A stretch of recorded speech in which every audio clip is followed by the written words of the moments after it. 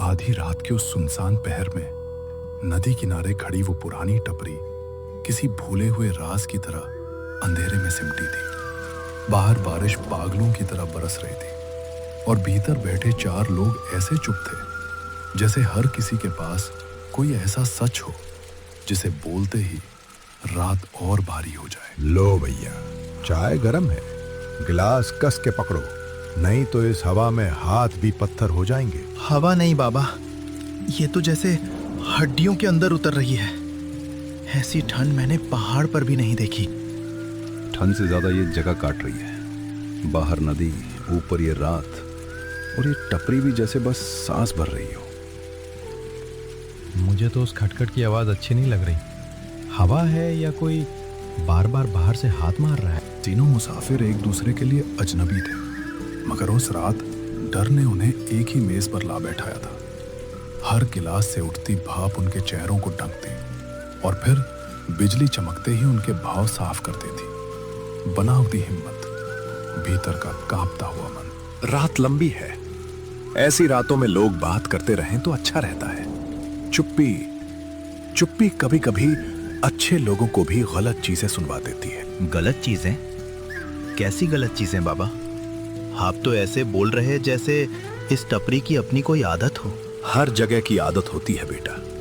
कहीं लोग ठहरते हैं, कहीं परछाइयां और कहीं यादें। अच्छा, तो फिर डर भगाने का एक ही इलाज है। हर आदमी अपना सबसे डरावना किस्सा सुनाए, देखेंगे किसका दिल सबसे कमजोर है। दिल कमजोर नहीं है मेरा, पर कुछ बातें आदमी भूलना चाहता है। फिर भी शायद बोल देने से बोझ हल्का हो जाता है। बातों का सिलसिला शुरू होने से पहले ही टपरी का माहौल बदलने लगा। बाहर की हवा जैसे दरारों से भीतर घुसकर कानों के पास फुसफुसा रही थी और छत से टपकता पानी मिट्टी के फर्श पर छोटे छोटे काले धब्बे बना रहा था। चलो मैं शुरू करता हूं। मैं डरता वरता नहीं, लेकिन एक रात ऐसी आई थी जब मुझे लगा इंसान की आंखें भी झूठ बोल सकती हैं। आंखें झूठ बोल सकती हैं? ये क्या बात हुई? जब तुम किसी को अपने सामने देखते हो और अगले ही पल वही चेहरा किसी और जगह दिख जाए, तब समझ नहीं आता डर किससे लग रहा है, उससे या अपने दिमाग से। ऐसी बातें मजाक में मत कहो। रात पहले ही भारी है।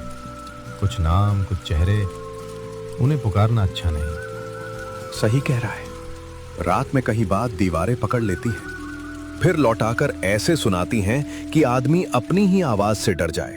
तो फिर आप ही बताओ बाबा, यहाँ रात में सबसे बुरा क्या होता है? हवा, नदी या आपका ये आईना? आईना कभी कुछ नहीं करता, बस दिखाता है। बुरा तो वो होता है जो सामने खड़ा ना हो फिर भी दिख जाए। टपरी में बैठे किसी ने खुलकर डर स्वीकार नहीं किया, मगर उस एक पल ने सबकी सांसें बांध दी। कोई कुछ बोलता उससे पहले ही बाहर से हवा का एक तेज झोंका आया और दरवाजा अपनी कुंडी से टकराकर लंबी कराह जैसी आवाज करने लगा। तुम लोगों ने सुना अभी किसी के चलने की आवाज आई है? पैरों की आवाज? नहीं, शायद हवा होगी। हाँ, हवा ही होगी। इतनी रात में यहाँ आएगा कौन? जो भी आए जल्दी आए। ये आवाजें ज्यादा डरावना लग रही है। ऊपर से ये नदी किनारा और डरावना लग रहा है। नदी किनारे आधी रात को इंसान पूरे नहीं होते बाबू, बस जितना जरूरी हो उतना। आप हर सीधी बात को उलझा क्यों देते हो? साफ साफ बोलो ना, क्या देखा है तुमने इस टपरी में? इतना देखा है कि अब पूछता नहीं। जो पूछता है वो जवाब सुनना चाहता है, और कुछ जवाब आदमी के साथ घर तक चले जाते हैं। बूढ़े की आवाज में ऐसी ठंडक थी जो अंगीठी की गर्मी को भी बेअसर कर दे। तीनों मुसाफिरों ने अनजाने में उस टपरी पर पहुंच गए थे। उन्हें क्या पता था यहाँ जो होने वाला था। ठीक है, अगर रात काटनी है तो सच बोलते हैं। मैं रास्तों पे बहुत रहा हूँ, कई वीरान सराय, कई सुनसान मोड़ देखे हैं, पर कुछ जगह ऐसी होती हैं जहाँ खामोशी भी किसी की मौजूदगी लगती है। और ये जगह ऐसी ही है क्या? अभी तक तो लग रहा है यहाँ कोई सुन रहा है, हम में से नहीं, कोई और। वहाँ कोई खड़ा है। कौन है? सामने आओ। बैठे रहो। जब तक वो खुद अंदर ना आए कोई दरवाजे के पास नहीं जाएगा। आप उसे जानते हो क्या? इस रात में जो भी भीगता हुआ यहां तक पहुंच जाए, उसे जानना जरूरी नहीं होता, उससे बचना जरूरी होता है। और तभी बिना किसी दस्तक के धीरे धीरे ठंडी हवा का एक तेज झटका भीतर घुसा। लालटेन की लौ बुरी तरह कांपी और दहलीज पर एक भीगा हुआ अजनबी सिर झुकाए खड़ा दिखाई दिया। चाय मिलेगी? मिलेगी, अंदर आ जाओ। बाहर क्यों भीग रहे हो?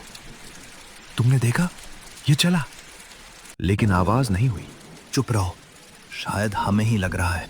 उसका चेहरा जैसे कहीं देखा हो, लेकिन कहाँ? लो बैठ जा। आग के पास नहीं, वहां आईने से दूर वाली बेंच पर। आईने से दूर? क्यों? उसमें कुछ ज्यादा दिखता है क्या? उस एक सवाल के साथ टपरी की हवा जैसे और ठंडी हो गई। तीनों मुसाफिरों ने एक साथ आईने की तरफ देखा और बूढ़े चाय वाले के हाथ से चम्मच छूटकर फर्श पर गिर पड़ी।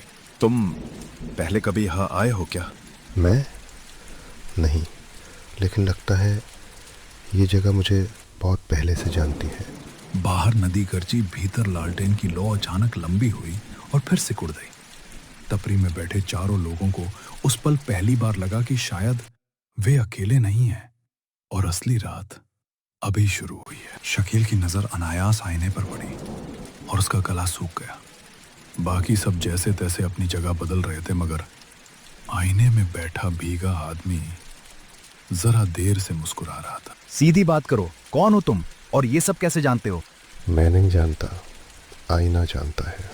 आईने का नाम मत लो, बस कोई उसकी तरफ मत देखो, कोई भी नहीं। क्यों? अभी तक तो तुम ही कह रहे थे वहां मत बैठो, अब बोल रहे हो देखो भी मत। काशीनाथ के माथे पर पसीने की बूंदें चमक रही थी, जबकि टपरी के भीतर ठंड इतनी थी कि सांस से धुंध बन रही थी। तभी बारिश और हवा के बीच एक और आवाज उभरी। वो आवाज बेहद डरावनी थी। झूठ आईना नहीं बोलता, लोग बोलते हैं। आईना तो हमेशा से सच दिखाता आ रहा है। बस चुप रहो। तुम जो भी हो उसका नाम यहां मत लेना। मैंने वादा निभाया था। किससे वादा? किसका नाम? हमें साफ साफ बताओ। हमारी कुछ समझ में नहीं आ रहा है, पूरी बात बताओ। 12 साल पहले इसी रात, इसी बारिश में एक आदमी यहां आया था, पूरा भीगा हुआ। उसने भी पहले आईने के बारे में पूछा था। मैंने उसे बहुत बार मना किया, लेकिन वो जिद करने लगा। फिर जो हुआ। नहीं, आईने में काशीनाथ के पीछे कोई और खड़ा है। बहुत डरावना लग रहा है, भूत अजीब सा। हम लोगों के साथ ये खेल कौन खेल रहा है? सामने आ। अगर तुम्हारे अंदर हिम्मत है तो सामने आओ। सामने तो वह बहुत पहले आ चुका था। तुम लोग देर से देख रहे हो। तुम लोगों को देखने में देर हो गई है। तुम इंसान हो भी या नहीं? मुझे लगता है तुम इंसान नहीं हो। फिर तुम कौन हो, सच बताओ। इंसान था उस रात तक, जब इस टपरी में किसी ने मुझे बाहर नहीं जाने दिया। जैसे ही मैं यहां से गया। नहीं नहीं, मैंने तुम्हें बाहर जाने से मना किया था। मैं तुमको रोक था, लेकिन तुम नहीं माने थे। मैंने ये चेहरा देखा है, पुलिस चौकी की पुरानी दीवार पर गुमशुदा नहीं, मृतक की तस्वीर में। टपरी के भीतर हवा बर्फ जैसी ठंडी हो गई। चूल्हे की आग एकदम नीली पड़ी और नदी ने 3 बार झपक कर जैसे हार मान ली। नदी का पानी पूरी तरह उफन रहा था, मानो टपरी को अपने अंदर लेना चाहता हो। नहीं, ये वही रात नहीं हो सकती। मैं तो उनसे बच गया था। मैं तो अब तक जिंदा हूं। बचे थे काशीनाथ। आईना कभी किसी को जाने नहीं देता, वो बस इंतजार करता है सही रात का। अगली बिजली चमकी तो सबकी नजर एक साथ आईने पर उठी और इस बार वहां 5 नहीं 6 परछाइयां थी। छठी परछाई दरवाजे के पास खड़ी थी और उसका चेहरा रघु का था। सबको अपनी आंखों पे भरोसा नहीं हुआ। रघु का चेहरा आईने में खड़ा था, लेकिन रघु खुद बेंच पे बैठा कांप रहा था। सवाल हवा में अटका था, इस बार बाहर कौन जाएगा? सबके चेहरे अटके हुए थे। किसका नंबर अगला होगा? ये मेरा चेहरा वहां कैसे है? मैं यहां हूं तो वहां कौन खड़ा है? मैं नहीं जाऊंगा। मत बोल, मत हिल।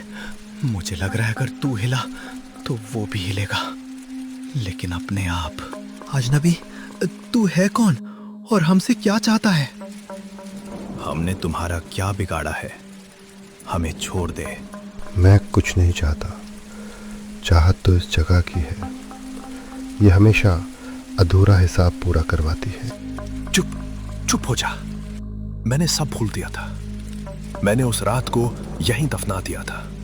मैं उस रात बिजली ऐसी कड़की कि पूरी टपरी एक पल के लिए सफेद आग में नहा गई, और उसी एक पल में तीनों मुसाफिरों के चेहरे उतर गए। सबको ऐसा लगने लगा अब कोई बचेगा नहीं। काशीनाथ, तेरा अक्स नहीं है। आईने में तू है ही नहीं।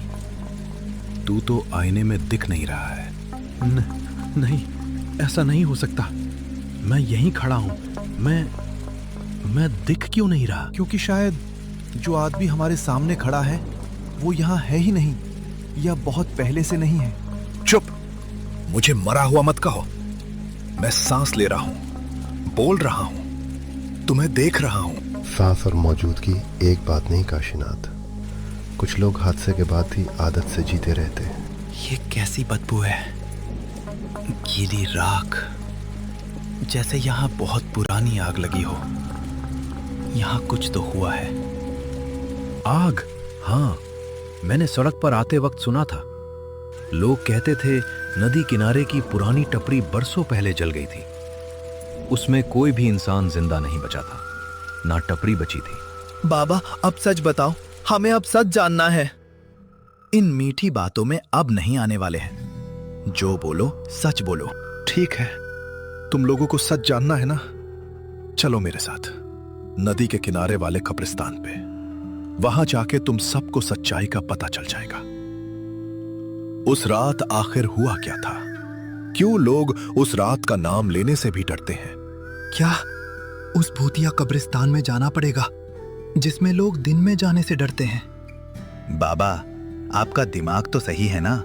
ये क्या बोल रहे हो? चुप करो, रखो। चले कि हम लोग।